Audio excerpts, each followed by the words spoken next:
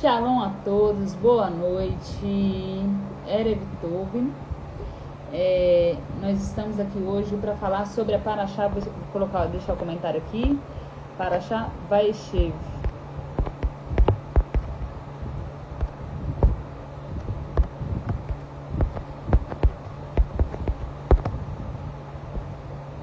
Então, nós vamos falar essa semana sobre a Parashá Vaishev.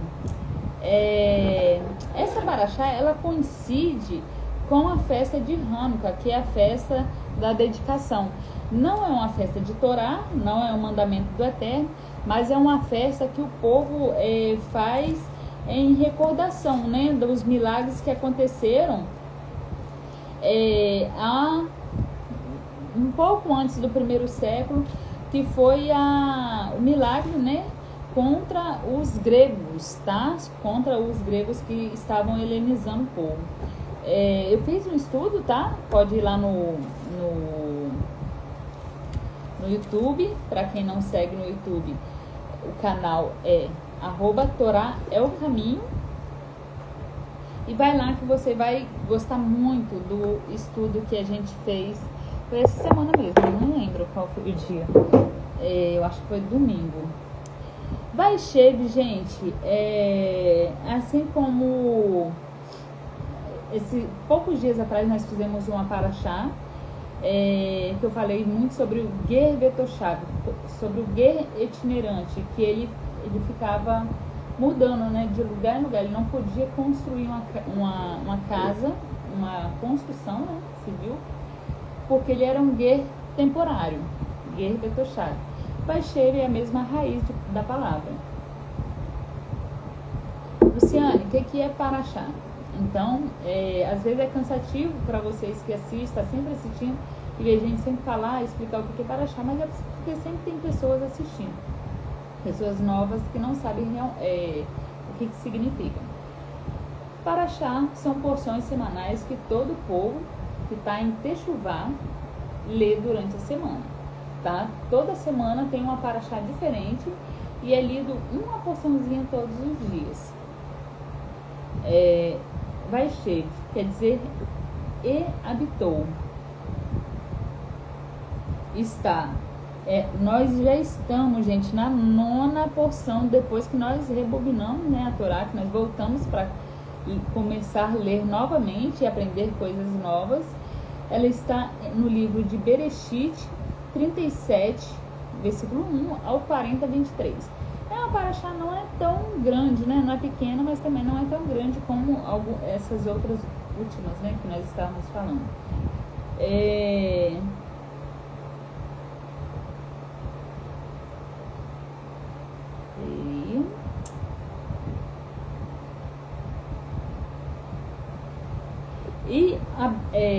Habitou Yaakov na terra das peregrinações do seu pai, por onde Abraham passou, Isaac passou. Abraham veio lá de cima, lá da Mesopotâmia, parou lá em Padã Arã. Depois, quando ele teve o chamado, que o Eterno chamou ele estava lá em Padã Arã, ele veio descendo, entrou ali pelo norte de Israel e veio descendo, e ele parou ali em Gerar, na terra de Gerar, né? Onde teve aquela situação com o rei Avimelech, né? Foram vários Avimelech, e ele ficava muito entre Gerar e Beersheba, tá? Ele ficava entre um local e outro, ou melhor, Gerar era na terra dos filisteus, e ele ficava muito entre Beersheba e Hebron. Estava muito frio, ele ia para um local, estava mais quente, ele ia para outro local. O local que Abraão habitava, que ele escolheu para habitar, que era mais ao sul de Israel, é um local, a terra muito seca, tá? É muito deserto. O local mais ao norte é um local onde vem o Jordão, vem desaguando, onde tem o Mar da Galileia, o Kinneret. Lá no deserto, que tem um pouco mais próximo, é o Mar Morto, né? Que não tem água, né? Porque a salinidade dali é absurda. Eis a genealogia. Gente, quando eu falo para vocês a necessidade de se estudar a genealogia, quando você aprende a estudar as escrituras sagradas, só um minutinho aqui, gente.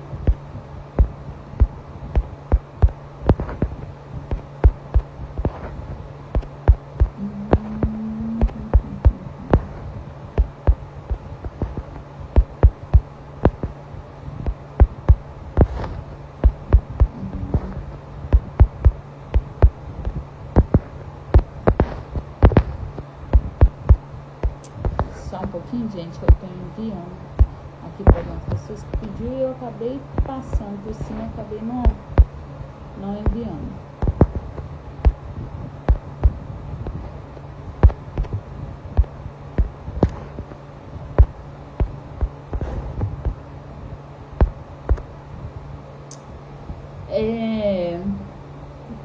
Às vezes as pessoas não têm muito costume, chega na parte de genealogia. Eu acredito que muita gente faz isso porque eu fiz, tá? Quando eu comecei a estudar a Bíblia e tal, eu pulava genealogia e quando chegava em Levítico. Nossa, Levítico era mata animal e corta isso, e corta aquilo, joga sangue aqui, joga lige e faz tabernáculo e 40 côvados e 50 côvados, não sei o que. Pra mim aquela parte era muito chata da Bíblia, entendeu? Era muito chata, eu pulava. Hoje é a parte que eu mais gosto e que eu mais tento prestar atenção para saber exatamente como que é as coisas. Não tem como a gente pular uma página e querer saber. Não tem. Genealogia, então, gente, a gente começa a entender toda esse enredo de briga, de guerra que existe hoje, vendo a genealogia. Nós sabemos quem são, por que aconteceu, entendeu? Se você olhar lá nos estudos, eu falo bastante sobre isso. Eis a genealogia de Jacó. Yosef, de 17 anos, era pastor de seus irmãos no rebanho. E ele era jovem. Os filhos de Bilha, tá? Não é Bila, é Bilha em hebraico. E os filhos de Zilpa, mulheres de seu pai, e os filhos de Bilha e filhos de Zilpa, mulher de seu pai, e levou Yosef um relato ruim, difamação a respeito deles para seu pai. Ele, a gente está lendo aqui direto do hebraico, tá, gente? Então, às vezes, vai ficar um pouco desconexo. E Israel amava Yosef mais que todos seus filhos, pois ele era o filho da sua velhice, e fez para ele uma túnica de mangas compridas. Eu queria entender o que quer dizer isso, o filho da sua velhice, quando fala. Gente, eu não estou criticando, não. Eu só estou querendo entender o que quer dizer ele era o filho da sua velhice. Por que eu falo isso? Porque assim que ele casou, ele saiu lá de Bexeba, passou lá por Betel, teve lá o sonho, né, da escada em que os anjos desciam e subiam. Depois ele foi para lá, pro Labão. Não sei se eu falo Labão ou ladrão, né? Ele foi lá pro ladrão. Nisso ele ficou 7 anos trabalhando. E casou com Raquel. A gente viu na paraxá passada que ele fala claro com Labão. Eu vivi 20 anos com você. 7 anos foi pelas minhas mulheres. E mais 6 anos ele trabalhou com ele mudando o salário dele a todo momento. Então ele ficou 20 anos. Então qual é o filho da velhice? Se ele, nesses, vamos dizer, 7 anos, ele não tinha casado com ninguém. 7 menos 20, 13. Em 13 anos, ele fez 12 filhos, né? Ele fez 12 filhos. E colado junto com o outro, tudo escadinha. Eu acho que um tempo em que uma mulher estava grávida, a outra estava grávida também, entendeu? E em 13 anos ele fez 12 filhos, tá? E Benjamim foi feito no caminho quando ele estava voltando. Como assim o filho da velhice? Benjamim foi o filho da velhice, digamos assim, entendeu? E ele amava mais Iosif do que Benjamim. A gente vê aqui a questão de você gostar de um filho mais do que de outros filhos, entendeu? A questão do ciúme que traz. Às vezes você tem mais afinidade com um do que com o outro, mas eu acredito que pai, eu não sei se pai tem essa coisa de amar um filho maior que o outro, mas a gente vê nas escrituras, né? A gente viu na Paraxá retrasada que Yosef amava Isaac amava Esav, que alguns conhecem como Esaú, e Rivka, Rebeca, amava Jacó. Vamos lá, prosseguindo. Quando ele deu essa túnica era uma túnica diferenciada. Era como se fosse sabe, o capitão do time, ele não tinha um bracelete do time de futebol? Então, era mais ou menos isso. Ele não chegou e falou com os filhos, olha, Yosef vai ser o líder de vocês. Mas dando essa túnica, foi essa a impressão que ele passou. Na verdade, ele fez isso, falou isso através da túnica, né?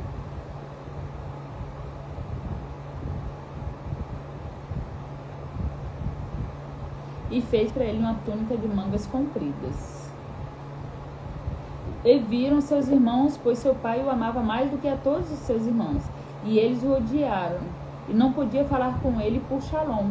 Ele não falava com ele em paz. Eles não conseguiam olhar para ele. Entendeu? E sonhou Yosef e teve um sonho. E contou para os seus irmãos. E foi acrescentado mais ódio neles.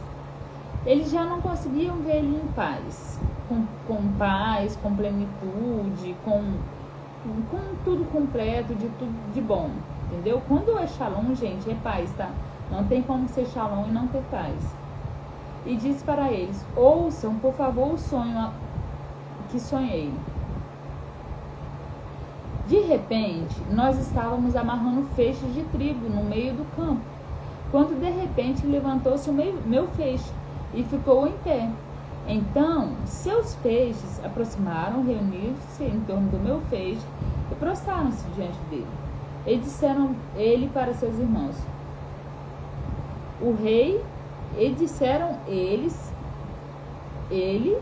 para ele seus irmãos, o rei será sobre nós, se controlar, nos governará. Ele quer dizer isso, né? Foi acrescentado mais ódio por eles sobre os sonhos e sobre as suas palavras. Eles queriam falar bem assim, ó o rei sobre nós. Ele já tá com a túnica, né? Mais um pouquinho, o que vai acontecer? E sonhou mais um sonho depois. Isso, gente, não foi assim, do dia para noite, tá? Passou um tempo. E sonhou mais um sonho depois. E relatou para os seus irmãos e disse, de repente, meu sonho, um sonho mais, trazendo direto do hebraico, tá? E aconteceu que o sol e a lua e 11 estrelas se prostraram diante de mim. Gente, pensa bem aqui. Jacó viveu 20 anos. Logo quando Yosef nasceu, ele quis ir embora. Aqui, Yosef e José, vamos dizer que ele tinha 2 aninhos. Eu acredito que ele não tinha nem 2, porque ele viveu 13 anos e foi 13 anos ele teve 12 filhos. Então, com certeza, constata o que eu falei. Se Yosef tinha 2 anos, mais ou menos, entendeu? Então, teve 17 anos de espaço entre a saída deles, entre de nascer abusada, entre eles saírem e acontecer isso. Passou ali uns 15 anos mais ou menos. E relatou aos seus irmãos e disse, de repente meu sonho, um sonho mais, e aconteceu que o sol, a lua e 11 estrelas se prostraram diante de mim. Gente, eu acho que assim, eu acho que faltava muita sabedoria de Yosef, né? Yosef não tinha, desculpa, tá, gente? Yosef, eu não falei até agora, Yosef é José. faltava muita sabedoria. Ele era praticamente o filho mais moço. Ele era o filho que o pai ficava adulando. Os meninos, filho de uma mãe, ele era filho da mulher amada, e os filhos da mulher odiada ficavam com ódio mortal dele, né? E tinha também as filhas das concubinas, que eles eram, digamos, hierarquicamente mais abaixo. E ele vinha e falava esses sonhos. Ele falava que os irmãos estavam aprontando, entendeu? O pai pedia, mas ele não, ao invés dele tentar apaziguar, não, ele falava exatamente o que os filhos estavam fazendo, o que os filhos estavam aprontando. 11 estrelas se prostravam diante de mim, o sol, a lua e 11 estrelas prostravam diante de mim. Já tinha tido o sonho do feixe. Aí o ódio cresceu. O sol e a lua, como seria essa lua? Por quê? Raquel já tinha morrido, entendeu? Então ela não se prostraria diante dele,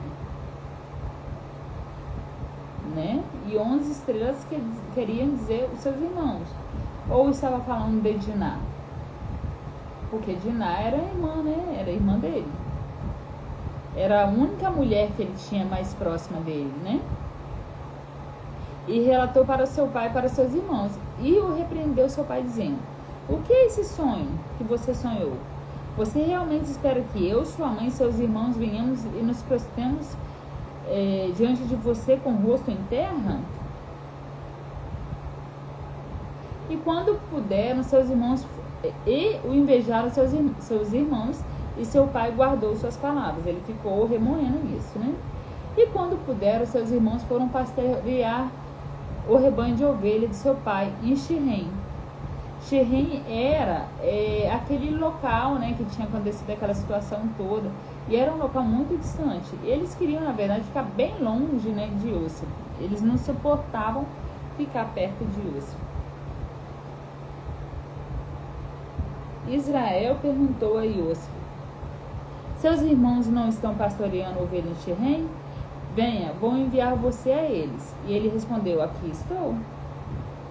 E disse Israel: vá agora, veja se tudo está. Assim ele enviou do vale de Hebron e seguiu até Shirém. Gente, é muito longe, tá? É muito longe. Do vale de Hebron é como se fosse...